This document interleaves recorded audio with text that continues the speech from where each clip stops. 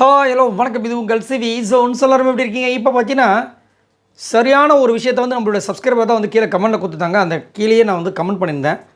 இந்த code task மூலமாக இந்த கோட் டாஸ்கில் முக்கியமாக இந்த அரோரா வந்துட்டு விஜய் பார்வதி மேலே ஒரு கேஸ் போட்டாங்க பார்த்தீங்களா? அந்த கேஸில் வந்து விஜய் பார்வதி தோற்கடிக்கப்பட்டாங்கன்னு சொல்ல முடியாது, தோற்கடிக்கப்பட்டார்கள். அதன் மூலமாக என்னென்ன விஷயங்கள் வெளியே வந்திருக்குன்றதை அழகாக போட்டிருந்தாங்க. எனக்கு பார்த்தோன்னே ரொம்ப பிடிச்சது. அதை பற்றின வீடியோ தான் இது. சூப்பராக இருக்குது. அந்த கமெண்ட்டை படித்தோடனே என்ன ஒரு திங்கிங்கிற மாதிரி இருந்துச்சு. சரி, என்னென்ன சொல்லியிருந்தாங்கன்ற சொல்லிடுறேன். சூப்பராக இருந்துச்சு, அழகாக சரி, அதை பார்க்குறதுக்கு முன்னாடி மறக்காமல் எல்லாம் நம்மளோட சேனலை சப்ஸ்கிரைப் பண்ணிட்டு பாருங்கள், லைக் பண்ணுங்கள், கமெண்ட் பண்ணுங்கள், ஷேர் பண்ணுங்கள், அந்த ஹைப்பும் தட்டி விடுங்க. ஃபஸ்ட்டு, திவ்யாவோட பொய் மூட்டைகள் கிழிக்கப்பட்டது. ஸோ திவ்யா வந்துட்டு எவ்வளோ அழகாக பச்சையாக போய் சொல்லியிருப்பாங்க பார்த்தீங்களா? இத்தனைக்கும் சாண்ட்ரா தான் ஜட்ஜு. சாண்ட்ரா, திவ்யா, விஜய் பார்வதி, பிரஜன், கமுர்தி இவங்க 5 பேர் தான் சேர்ந்து யாரை வந்துட்டு நாமினேட் பண்ணணும்னு சொல்லிட்டு இவ்வளோ டிஸ்கஷன் பண்ணி கடைசியில் அந்த விஷயத்தில் நான் இல்லை, அப்படி நான் பண்ணியிருந்தேன்னா விஜய் சேதுபதி வரைக்கும் நீ கேட்டிருப்பார் அப்படின்னு ஒரு இஷ்டத்துக்கு ஒரு கதை விட்டாங்க பாருங்க.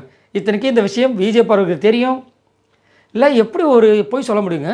ஆக்சுவலாக நம்ம இப்போ ஒரு பொய் சொல்கிறோன்னா அந்த இல்லாத இடத்துல ட்ரை பண்ணுவாங்க. நம்ம கூட யோசிக்கிறோன்னா இல்லாத இடத்துல ட்ரை பண்ணுவோம். ஆனால் ஒருத்தங்க இருக்கும்போதே இத்தனை பேர் முன்னாடி சொல்கிறாங்களே, அவங்க சப்போஸ் ஆமாம் நீ சொன்னேன்னு சொல்லிட்டு சாண்ட்ரா சொல்லியிருந்தால் எங்கே போய் மூஞ்சி வச்சுப்பாங்க? அதுக்கு ஒரு தைரியம் வேணும்ல. ரெண்டாவது பாருங்கள், விக்ரம் வந்துட்டு ஆர்கியூமெண்ட்டில் ஃபெயில்டு. ஏன்னா நிறைய இடங்களில் வந்து விக்ரம் மாட்டிக்கிட்டார். அவரோட விஷயமே மெயினான விஷயம் பார்த்தீங்கன்னா சொல்கிறவங்கள வார்த்தையிலேருந்து எடுத்து பண்ணுவார். இன்றைக்கி அது பண்ண முடியல. ஏன்னா விஜய் பார்வதி சூப்பராக ஆஸ் எ லாயராகவே செயல்பட்டாங்க. ஏன்னா கமுருதி வந்துட்டு ஏமாற்றிட்டார், அது நல்லா தெரிஞ்சுது.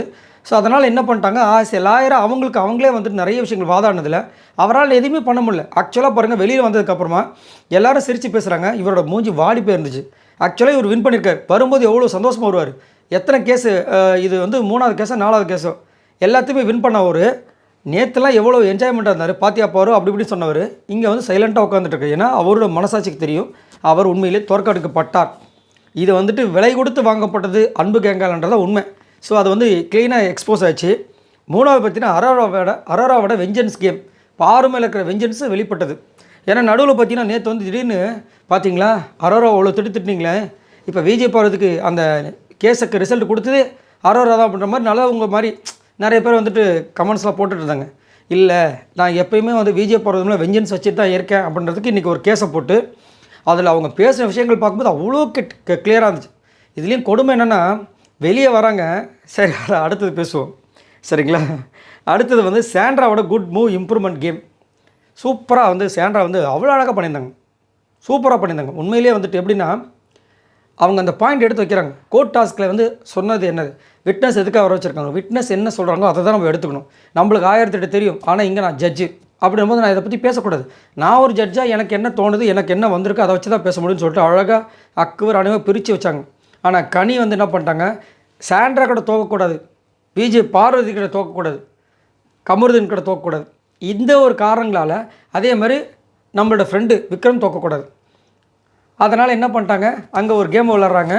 வெறும் அந்த ஆபாச குறியீடுன்ற ஒரு பிரச்சனையை மட்டும் வச்சு பேசுகிறாங்க. ஆக்சுவலாக அவதூறு பரப்புறதுக்கு இதுக்கு சம்மந்தமே கிடையாது. அவதூறு பரப்புகிறாங்கன்னா ஒரு விஷயம் நடக்காத ஒரு விஷயத்த தேவையில்லாமல் எல்லாருக்கிட்டையும் போய் தனித்தனியாக போய் அவதூறு பரப்புறது, இது வந்துட்டு அன்றைக்கி அவங்க தவறாக நினைத்தது. அதனால் வந்து அங்கேயே வந்துட்டு நம்ம விஜய் சேதுபதி சொல்லிட்டார் கிளியராக, இப்படி எப்படி உங்களுக்கு தோணும் அப்படின்னு சொல்லிட்டு கிழிச்சார். அவங்களும் சாரின்னு சொன்னாங்க. மனதார போயிட்டு சாரியும் கேட்டு முடிஞ்சதை திரும்பி எடுத்துகிட்டு வந்தது அவங்க மேலே தப்பு. இவங்க தான் சொல்லியிருக்கணும். ஆக்சுவலாக அது முடிஞ்சிருச்சேம்மா, அதை இதுக்கு நீங்கள் திரும்ப எடுத்து வந்தீங்க, நீங்கள் இதுலேருந்து என்ன ட்ரை பண்ண ப்ரூவ் பண்ண நீங்கள் ட்ரை பண்ணுறீங்கன்னு கேட்டிருந்தால் முடிஞ்சு போச்சு. இதில் என்ன கொடுமை தெரியுமா, ஆக்சுவலாக இது வரைக்கும் பார்த்தீங்கன்னா பர்சனல் ரீசனை வச்சு நாமினேட் பண்ணுறது அரோரா விஜய் பார்வதியை.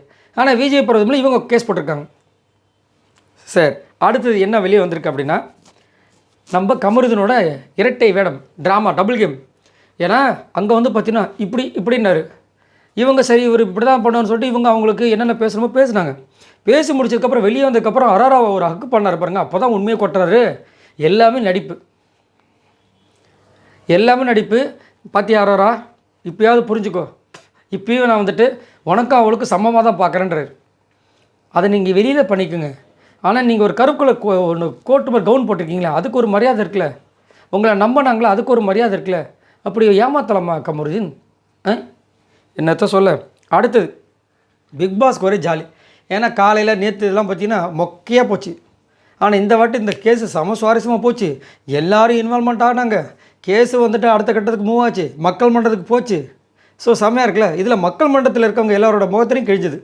ஏன்னா அங்கே யாருமே வந்து பிஜேபிக்கு சப்போர்ட்டாக வந்துட்டு அமித் கொஞ்சோண்டு பேசினார், வினோத் கொஞ்சம் பேசினார், மற்றபடி வியானா கொஞ்சம் பேசினாங்க. மற்றபடி எல்லாருமே வந்துட்டு அகேன்ஸ்டாக பேசினாங்க. அது நம்மளுக்கு தெரிய வந்துச்சு. அடுத்தது குரூப்பிசம் எக்ஸ்போஸ் சொல்லிட்டேன்னா, அடுத்தது பாரோட மைண்ட் கேம். அதுதான் மெயின்.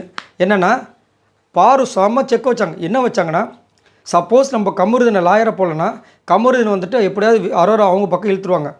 இவர் என்ன பண்ணுவார், அங்கே போயிட்டு இதே மாதிரி தான் ஏழை கூட வேலை பண்ணுவார். விக்ரம் ஏதாவது 2-3 கொஷின் கேட்டார்னா முடிஞ்சு போச்சு. அப்படியே அரோராவுக்கு சார்பாக பேசிடுவாப்பில். தெரிஞ்ச விஷயம் தானே. அதனால தான் அவர் இங்கே வந்து செக் வைக்கணும்னு சொல்லிட்டு அவங்க வக்கீலாக வச்சுட்டு அவங்க பேச ஆரம்பித்தாங்க.